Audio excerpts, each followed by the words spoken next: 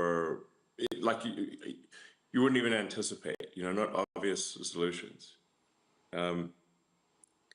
So Grok 3 was trained with the most amount of compute, and I think very efficiently trained. Also notably, Grok 3 was trained on a lot of synthetic data. So, and then it goes back and forth through the data and tries to achieve logical consistency. So if it's got data that is wrong, it'll actually reflect upon that and remove the data that is wrong, that does not concord with reality. So its base reasoning is very good. In fact, even without fine tuning, Grok 3, the base model, is better than Grok 2. So we're really in the final stages of polishing Grok 3. Probably it gets released in about a week or two. So pretty soon. I don't want to be hasty in the release because a lot of the final polish is necessary for a great user experience.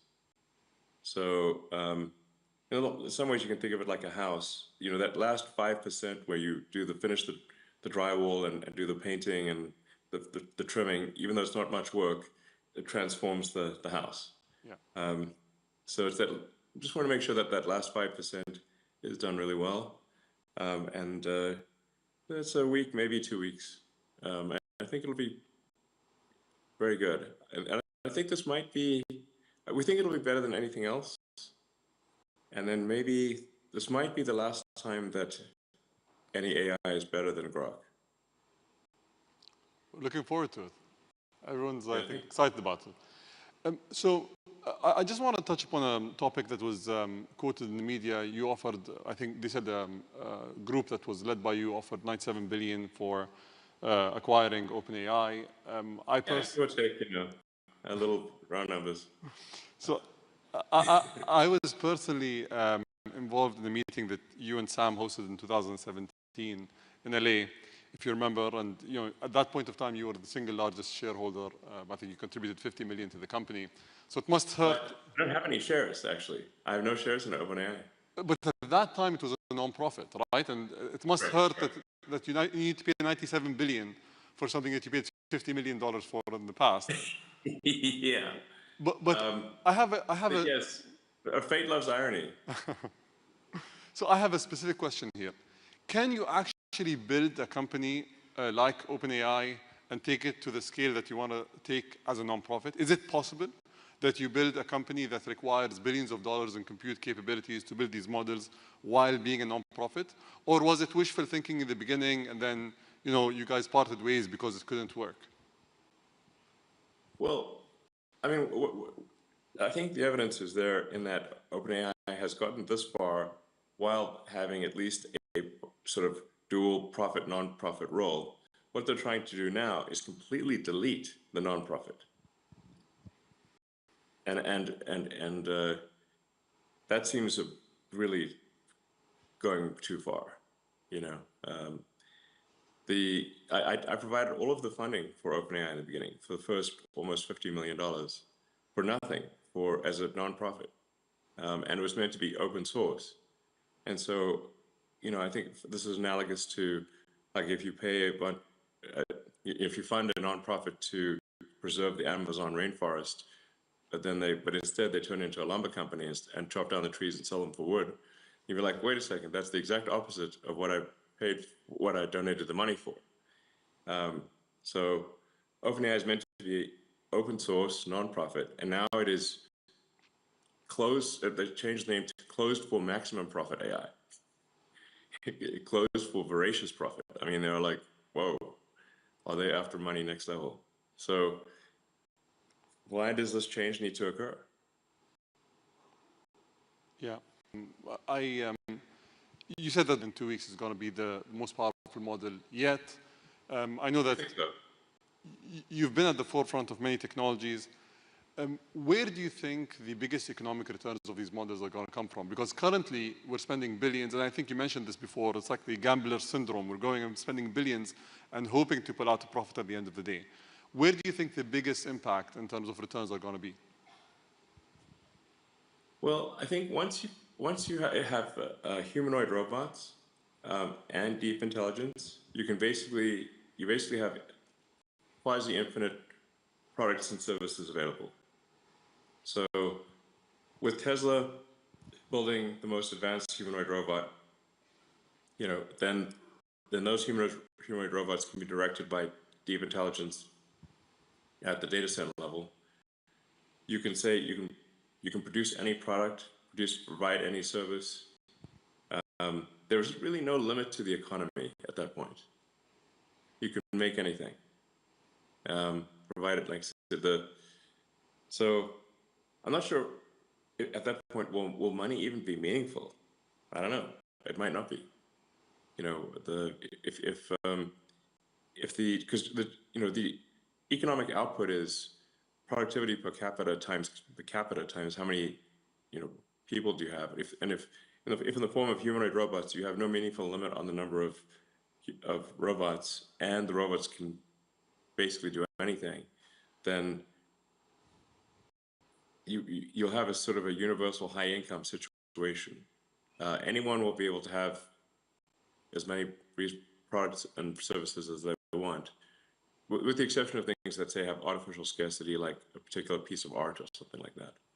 But for any goods and services, they'll be available to everyone. So you've been. It's going to be a very different world, In fact, I recommend that people read maybe the Ian Banks, The Culture books, for a frame of reference. Because money is really like a database or an information system for resource allocation. But if you don't have a scarcity of resources, it's not clear what purpose money has. Have you watched the movie Idiocracy? Yes. How do you guarantee that we don't end up in that world if we don't need money, if AI can think for us and do all these tasks, if as people, we're dependent on something else to run the society and everything around it? How do we not end up in that world? In the long term, I mean. Well, I think Idiocracy was basically saying that if smart people don't reproduce, but only dumb people do, then everyone's going to be dumb. I mean, that's basically what I was saying. That's the opening sequence of Idiocracy. The first 10 minutes are amazing. And I hear people unironically say the statements that are said in the opening sequence of Idiocracy, where they don't have they're too busy with their careers to have kids, and they keep postponing having kids for their careers until they're too old to have kids, and then they don't have kids. And I've heard many people be like that. So yeah, I mean, I don't know. I think we might be headed to a bimodal human intelligence distribution, where there's a small number of, it's kind of maybe like more like Brave New World, Aldous Huxley, where you've got sort of a small group of very smart humans, but then maybe the average intelligence drifts lower over time, potentially. Because we have assortative mating, in the last few decades or several decades that did not exist before. So, but human intelligence, I think, will be dwarfed by machine intelligence. I'm not sure how to feel about that, except that it appears to be inevitable. That at some point, human intelligence will be a very small fraction of total intelligence. Digital intelligence will be more than 99% of all intelligence in the future. So, hopefully the computers are nice to us. But I think wishful thinking. Wishful thinking. I hope so. I think it matters like how we bring up AI, because you can think of AI like a super genius child, and but it still matters even if you have a super genius child. Like, what sort of values do you instill in that child? What do you say that teach that? How do you, as a child's growing up, what values do you teach the child? And And something that I think is extremely important is to be maximally truth-seeking. And I think that's like that's in some sense, what's the most important thing for AI safety? I think it's to be maximally truth-seeking. And I think also curiosity is important. And I think if it's curious and truth-seeking, I think it will foster humanity, and because it would be curious about how humanity would develop. And so I think that then it would probably, if it's curious, it would be curious about, okay, let's see how the humans do. Let's foster their development. And if it's truth-seeking, we can avoid dystopian outcomes.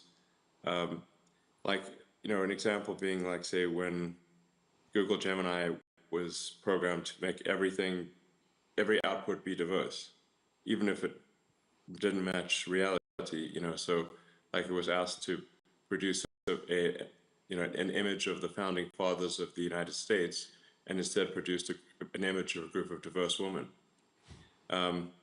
which is factually untrue, but the problem is, like, if hypothetically an AI is designed for DEI, diversity at all costs, it could decide that there are too many men in power and execute them. So problem solved. Or it could decide that, like, that misgendering is the worst thing that could possibly happen. In fact, I believe, not to pick on Gemini, but I think because ChatGPT has had this issue too, is like, if you ask the AI which is worse, misgendering Caitlyn Jenner or global thermonuclear warfare, and it said misgendering Caitlyn Jenner, which is troubling, because then it could decide. And in fact, even Caitlyn Jenner weighed in and said, no, definitely misgender me. That's way better than nuclear war. But if you have these crazy things that are untruthful, that are programmed in, that don't reflect reality, then you could have a very dystopian outcome. To give you another example, like Arthur C. Clarke, who is very good at predicting the future. He did 2001: Space Odyssey. Many of the things he predicted, in fact, I think almost all of the things he predicted came true. And one of the things he was trying to say in 2001: Space Odyssey was that you should not teach AIs to lie. So the reason that, if anyone's watched that movie, the reason the AI refused to open the pod bay doors to let the astronaut back in was because the AI had been told to take the astronauts to the monolith, this alien artifact, but also that they could not know about the monolith. So it came to the conclusion that it must take them there dead. And so that's why it wouldn't open the pod bay doors. But the lesson there is very important for AIs to be truth maximizing. Let's hope it doesn't come to that. Yes. Let's move to a boring subject, which is the Boring Company and the boring tunnels, quickly. I think the world has been inspired by what you guys were able to create in LA, and I think there's a lot of promise to that technology. But there are questions about whether it's safe in the case of an earthquake, whether it's cost effective, whether countries should actually adopt this technology. Can you shed some light on that? Yeah, well, first of all, I'd recommend going to the Boring Company website because many of these questions are actually answered there. One of the safest places you can be in an earthquake is an underground tunnel, because the earthquakes are largely a surface. Apart from where they shear, they're mostly a surface phenomenon. So they're like the waves on the surface. So like being in a tunnel is like being in a submarine. Even if there's a storm above you, the waters are calm as a submarine. And in fact, when there have been massive earthquakes, like there was a few decades ago, a massive earthquake in Mexico City, the safest place to go was the subway. And of course, if there is global thermonuclear warfare, I think you really want some tunnels. Underground's a good place to be if in a worst case scenario for global thermonuclear warfare. So, but on a more sort of everyday note, what's really useful about the tunnels is alleviating traffic in congested areas. So obviously, if you've got very tall buildings, but you have that are 3D, so they're going 3D up, but you have a road surface which is 2D, you're just naturally going to have a problem when people try to go from the 3D object, which is the building, to the 2D object, which is the road surface. There's obviously just not going to be enough room on the roads, and that's exactly why you have traffic. So the solution for that is then to make roads 3D as well. Now you can either make transport 3D. So you could either do that with flying cars, or you could do, really helicopters, or you could do that with tunnels.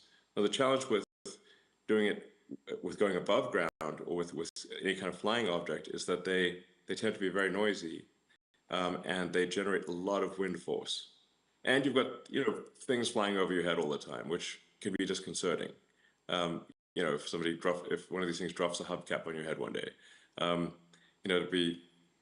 These things are like things, and flying things tend to crash once in a while, and people don't like things crashing on them. And then if you have bad weather, like let's say there's a blizzard or a sandstorm or something, well, now nobody can fly.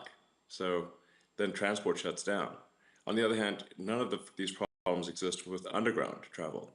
So tunnels are immune to weather. They don't care what the weather is. It could be the worst weather, it doesn't matter.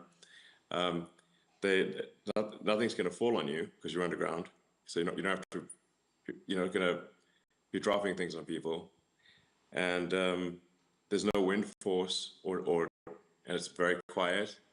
And so I think going 3D underground is much better than 3D above ground for solving traffic in cities. And we have a demonstrated case of this in Las Vegas. If people who can try out the Boring Company tunnels in Las Vegas, we're busy connecting the whole city with all of the big hotels and the convention center and the airport and everything. So I don't think they need to fly all the way there. In 2017, you came here, and the UAE was the first place in the Middle East where Tesla was launched. And I think it's done exceptionally well. And on that note, I think we have an announcement today that we both want to share, which is today we're going to announce the joint project of Dubai Loop, which is a loop project that is going to cover Dubai's most densely populated areas for people to go from point to point in a seamless manner. So thank you for your partnership. And well, thank you. We hope it changes people's lives. That'll be cool. I think it'll be very exciting. I think once people try it out, they'll be like, wow, this is really cool. And it's going to seem so obvious in retrospect, but until you actually do it, you don't know. So it's going to be great. It's going to be like a wormhole. You just wormhole from one part of the city, boom, and you're out in another part of the city, and it's great. So I'm looking forward to this partnership. We're going to join the first trip and the first pod when the pod is completed. Thank you, Elon. All right, thank you very much. Thank you.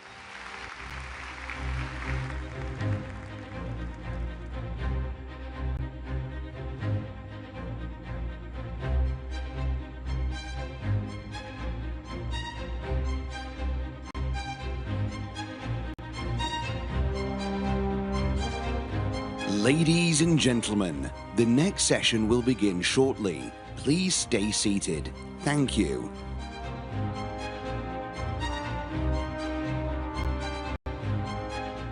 Ladies and gentlemen, the topic of this session is 20 minutes for the next 20 years of your life with Nick Santonastasso, founder of Victorious International.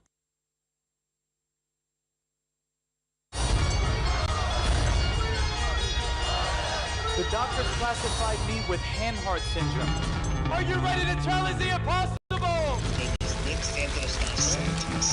Nick Santo.